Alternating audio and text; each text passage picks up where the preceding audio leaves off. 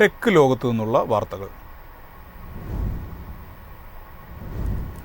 റെയിൽവേയുടെ എല്ലാ സേവനങ്ങളും ഒന്നിച്ച് ലഭ്യമാക്കുന്ന സൂപ്പർ ആപ്പ് സ്വറെയിൽ ലഭ്യമായി തുടങ്ങി. പരീക്ഷണാടിസ്ഥാനത്തിൽ ഗൂഗിൾ പ്ലേ സ്റ്റോറിലൂടെ ആൻഡ്രോയിഡ് ഉപയോക്താക്കൾക്കായാണ് ആപ്പ് ലഭ്യമാക്കിയിരിക്കുന്നത്. IRCTCയും ക്രിസും ചേർന്ന് വികസിപ്പിച്ചതാണ് ഈ ആപ്ലിക്കേഷൻ. നിലവിൽ റെയിൽ കണക്ട് എന്ന ആപ്പ് ഉപയോഗിക്കുന്നവർക്ക് അതിന്റെ അക്കൗണ്ട് വിവരങ്ങൾ ഉപയോഗിച്ച് ഇത് ലോഗിൻ ചെയ്യാനും പുതിയ അക്കൗണ്ട് തുറക്കാനും സാധിക്കും. UTS ആപ്പ് ഉപയോഗിക്കുന്നവർക്ക് അതിലെ R-വാലറ്റ് സൗകര്യം പുതിയ ആപ്പുമായി ബന്ധിപ്പിക്കാം. പ്ലാറ്റ്ഫോം ടിക്കറ്റ് എടുക്കുക, ടിക്കറ്റിന്റെ PNR സ്റ്റാറ്റസ് തിരയുക, വണ്ടിയുടെ കോച്ചുകളുടെ സ്ഥാനങ്ങൾ തിരയുക, റെയിൽവേയുടെ സഹായങ്ങൾ അഭ്യർത്ഥിക്കുക, പരാതി നൽകുക തുടങ്ങിയ ഒട്ടേറെ സേവനങ്ങളും ആപ്പിലൂടെ ലഭ്യമാണ്. പരീക്ഷണാടിസ്ഥാനത്തിലാണ് ആപ്പ് ഗൂഗിൾ പ്ലേ സ്റ്റോറിലൂടെ ആൻഡ്രോയിഡ് ഉപഭോക്താക്കൾക്കായി ലഭ്യമാക്കിയിരിക്കുന്നത്. എന്നാൽ ആപ്പിൾ ആപ്പ് സ്റ്റോറിൽ സ്വറെയിൽ ആപ്പ് എത്തിയിട്ടില്ല. ദീർഘദൂര ലോക്കൽ ട്രെയിൻ ടിക്കറ്റുകൾ സ്വറെയിൽ ആപ്പ് വഴി ബുക്ക് ചെയ്യാം. ഒപ്പം ഭക്ഷണവും ഓർഡർ ചെയ്യാം. ഇതുകൂടാതെ ട്രെയിനിന്റെ ലൈവ് ലൊക്കേഷൻ അറിയാനും ചരക്ക് കൈകാര്യം ചെയ്യാനും ഈ ആപ്പിലൂടെ സാധിക്കും. News desk Myfin TV. യൂട്യൂബിൽ നിന്നും ഇന്ത്യൻ ക്രിയേറ്റർമാർക്ക് വൻ വരുമാനം. 3 വർഷത്തിനിടെ മാധ്യമ കമ്പനികൾക്കും ക്രിയേറ്റർമാർക്കും 21,000 കോടി രൂപ വിതരണം ചെയ്തതായി യൂട്യൂബ്.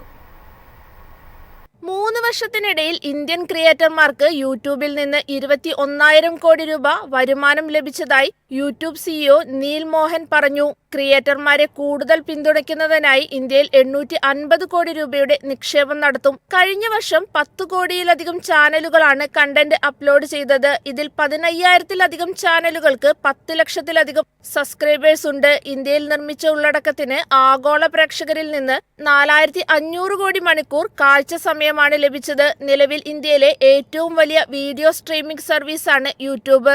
കഴിഞ്ഞ വർഷം 14,300 കോടി രൂപയാണ് യൂട്യൂബ് ഇന്ത്യയിൽ നിന്നുണ്ടാക്കിയ വരുമാനം. പരസ്യം തന്നെയാണ് യൂട്യൂബിന്റെ പ്രധാന വരുമാന സ്രോതസ്. യൂട്യൂബ് പ്രീമിയം പോലുള്ള പ്രതിമാസ സബ്സ്ക്രിപ്ഷൻ ബിസിനസ്സുകളിൽ നിന്നും കമ്പനി പണമുണ്ടാക്കുന്നുണ്ട്. 2024-ൽ യൂട്യൂബ് പ്രീമിയം 100 ബില്യൺ ഉപഭോക്താക്കളെ സ്വന്തമാക്കി. News desk Myfin TV.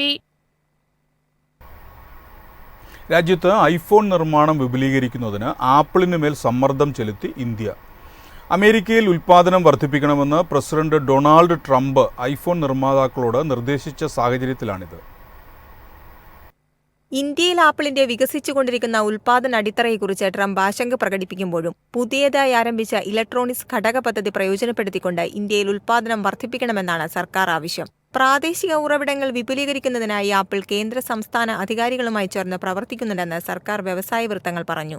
അടുത്തിടെ ആരംഭിച്ച 23,000 കോടി രൂപയുടെ ഇലക്ട്രോണിക്സ് കമ്പോണന്റ്സ് മാനുഫാക്ചറിംഗ് സ്കീം പ്രകാരം വാഗ്ദാനം ചെയ്യുന്ന ആനുകൂല്യങ്ങൾ പ്രയോജനപ്പെടുത്താൻ കമ്പനി ഇന്ത്യൻ ആഗോള വിതരണക്കാരോട് അഭ്യർത്ഥിക്കുന്നു. ഇലക്ട്രോണിക് ഘടകങ്ങളുടെ ആഭ്യന്തര ഉൽപ്പാദനം ആരംഭിക്കുന്നതിനായാണിത്. ഹാൻഡ്സെറ്റ് ഇലക്ട്രോണിക്സ് വ്യവസായം മുഴുവൻ ഈ മേഖലയിലെ മൂല്യവർദ്ധനവ് നിലവിലുള്ള 18% നിന്ന് 35 മുതൽ 40% വരെ വർദ്ധിപ്പിക്കണമെന്ന് സർക്കാർ ആഗ്രഹിക്കുന്നു. ആപ്പിളിനെ സംബന്ധിച്ചിടത്തോളം ഇത് നിലവിൽ 10% വരെ കുറവാണ്. എന്നാൽ ആപ്പിൾ പ്രാദേശിക മൂല്യവർദ്ധനവ് ഗണ്യമായി വർദ്ധിപ്പിക്കുന്നതിനെക്കുറിച്ച് ശുഭാപ്തി വിശ്വാസം പുലർത്തുകയും നിരവധി ഇന്ത്യൻ ബഹുരാഷ്ട്ര ഘടക നിർമ്മാതാക്കളുമായി ചർച്ചകൾ നടത്തുകയും ചെയ്യുന്നു. ട്രംപിന്റെ താരിഫുകളെ മറികടക്കാൻ ആപ്പിൾ ഇന്ത്യയിൽ ഉൽപ്പാദനം വർദ്ധിപ്പിച്ചിട്ടുണ്ട്. മാർച്ചിൽ $2 ബില്യൺ വിലമതിക്കുന്ന ഏകദേശം 600 ടൺ ഐഫോണുകൾ US-ലേക്ക് കയറ്റി അയച്ചു. News desk Myfin TV. OpenAI ഏറ്റവും പുതിയ ആർട്ടിഫിഷ്യൽ ഇന്റലിജൻസ് മോഡലുകളായ GPT 4.1, GPT 4.1 മിനി എന്നിവ അവതരിപ്പിച്ചു. മോഡലുകൾ ഇപ്പോൾ ChatGPT പ്ലാറ്റ്ഫോമിൽ ലഭ്യമാണ്. പുതിയ അപ്ഡേറ്റ് അനുസരിച്ച് ChatGPT Plus Pro ടീം പ്ലാനുകൾ സബ്സ്ക്രൈബ് ചെയ്യുന്നവർക്ക് GPT 4.1 മോഡൽ ഇപ്പോൾ ലഭ്യമാണ്. അതേസമയം സൗജന്യ അക്കൗണ്ടുകൾ ഉപയോഗിക്കുന്നവർ ഉൾപ്പെടെ എല്ലാ ഉപഭോക്താക്കൾക്കും GPT 4.1 മിനി ആക്സസ് ചെയ്യാൻ കഴിയും. നിലവിലുണ്ടായിരുന്ന GPT 4 മിനി മോഡലിനെ ChatGPTയിൽ നിന്നും നീക്കം ചെയ്യുമെന്നും പകരം മികച്ച പ്രകടനം വാഗ്ദാനം ചെയ്യുന്ന പുതിയ മോഡലുകൾക്ക് മുൻഗണന നൽകുമെന്നും OpenAI സ്ഥിരീകരിച്ചിട്ടുണ്ട്. ഡെവലപ്പർമാരെ ലക്ഷ്യമിട്ടാണ് GPT 4.1 പ്രധാനമായും രൂപകൽപ്പന ചെയ്തിരിക്കുന്നത്. കോഡിംഗ്, ഡീബഗ്ഗിംഗ്, വെബ് ഡെവലപ്മെന്റ് തുടങ്ങിയ സാങ്കേതിക പ്രവർത്തനങ്ങളിൽ വേഗതയും മെച്ചപ്പെട്ട പ്രകടനവും ഇത് വാഗ്ദാനം ചെയ്യുന്നു. News desk Myfin TV. Air India വടക്കേ അമേരിക്ക, യൂറോപ്പ്, ആഫ്രിക്ക എന്നിവിടങ്ങളിലേക്ക് പ്രവർത്തനം വ്യാപിപ്പിക്കുന്നു. 10-ലധികം വിമാന കമ്പനികളുമായി എയർ ഇന്ത്യ സീറ്റ് പങ്കിടുന്ന കരാറിൽ ഏർപ്പെടും. ഈ സാമ്പത്തിക വർഷം തന്നെ എയർ ഇന്ത്യ 10-ലധികം പുതിയ കോഡ് ഷെയർ കരാറുകളിൽ ഒപ്പുവയ്ക്കുമെന്നാണ് വിവരം. ഇത് വടക്കേ അമേരിക്ക, യൂറോപ്പ്, ആഫ്രിക്ക എന്നിവിടങ്ങളിലേക്ക് സർവീസുകൾ വ്യാപിപ്പിക്കുന്നതിന് സഹായിക്കും.